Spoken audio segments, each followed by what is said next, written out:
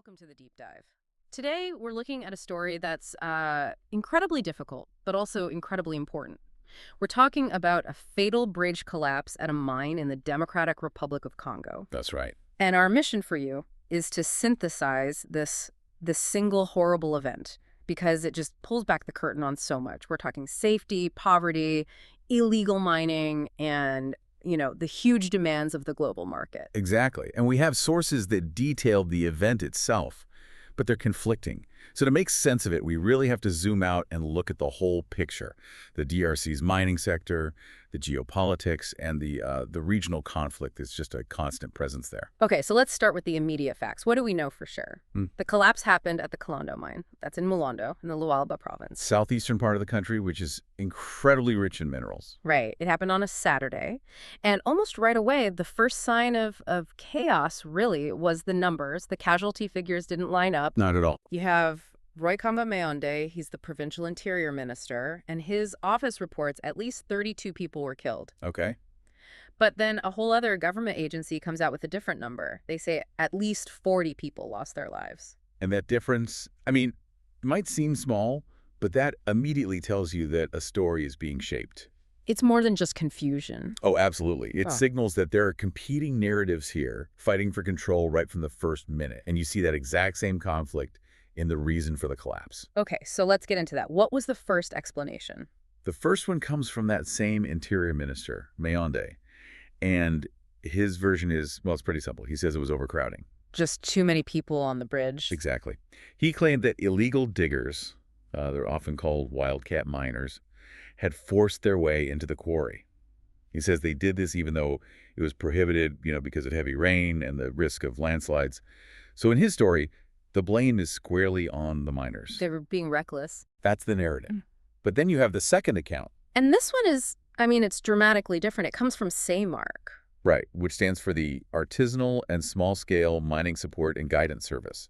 A bit of a mouthful. Yeah, but their job is literally to support these small-scale miners. Precisely. And their report points the finger in a completely different direction. Not at the miners. No, at the soldiers on site.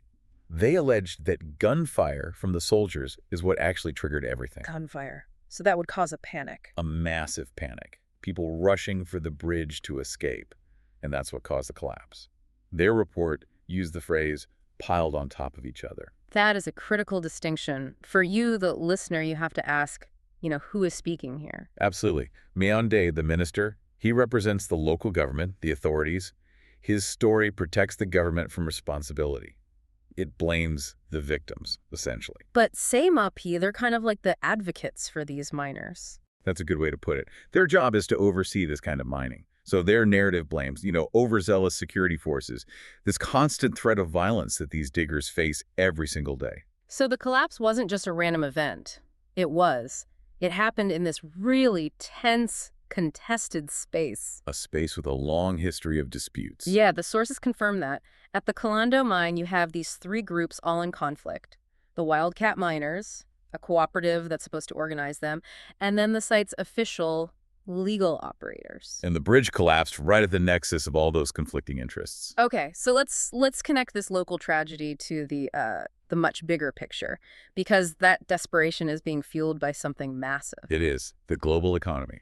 And when we talk about the DRC and mining, we're really talking about one mineral in particular that makes it so important to the rest of the world. We're talking about cobalt. The DRC is the world's biggest producer, right? Oh, by a huge margin. It's not even close.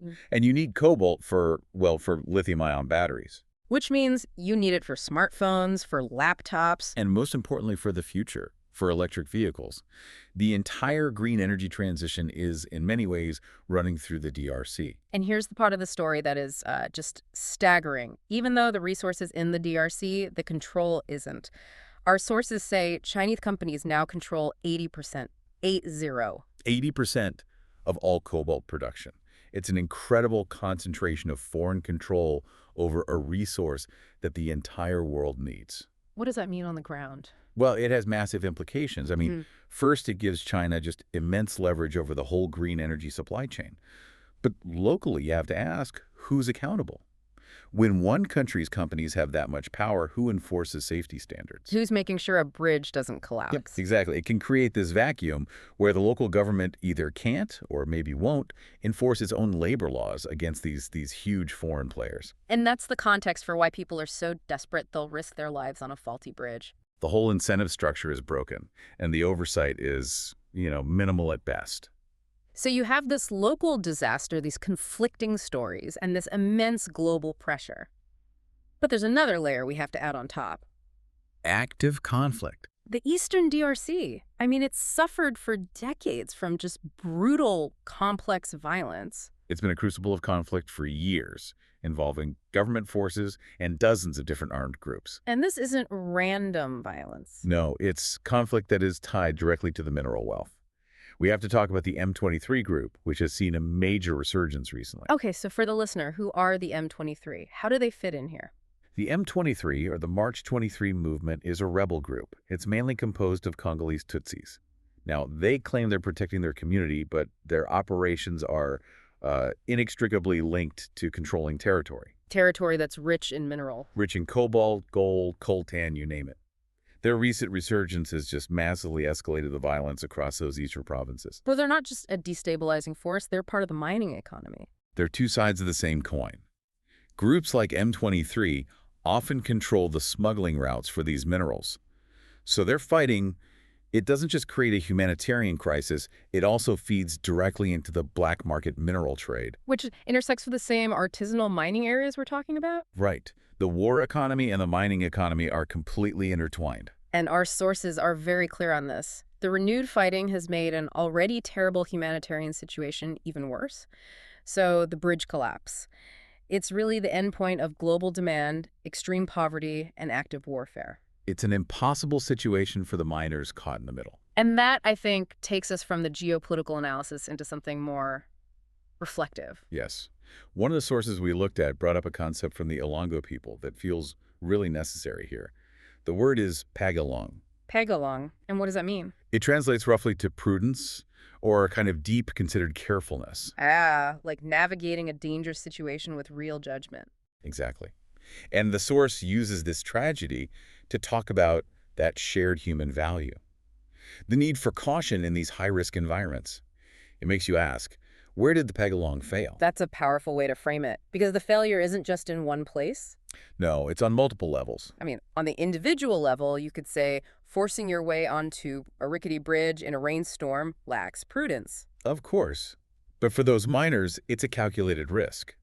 The risk of death versus the certainty of starvation if they don't work. Their prudence is defined by a different, much more brutal equation. That's right. But then you have to look at the institutional lack of Paghalong. Where was the prudence from the mine operator who did maintain a safe bridge? Or the security forces who allegedly fired their guns and started a panic in a crowded, unsafe area.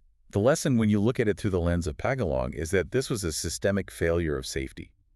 The incredible risk the miners took was amplified at every single level by a total lack of institutional care, from the mine itself all the way up to the international players demanding the cobalt. Okay, so let's distill this for you, the listener. What does it all mean?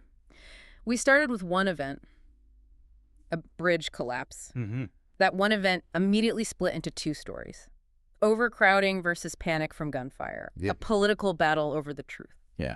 We then trace that local chaos up to the global cobalt supply chain, which is, 80% dominated by Chinese companies? Raising huge questions about who was ultimately responsible. And all of this is happening against a backdrop of horrific regional violence, with groups like the M23 making a desperate situation even worse. And then that really leaves us with a final provocative thought.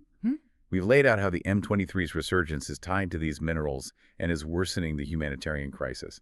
So for anyone listening who relies on this technology, and that's all of us, the knowledge of this conflict raises a really critical question. What's the true cost? What is the true human cost in stability and in safety of this global push towards electrification?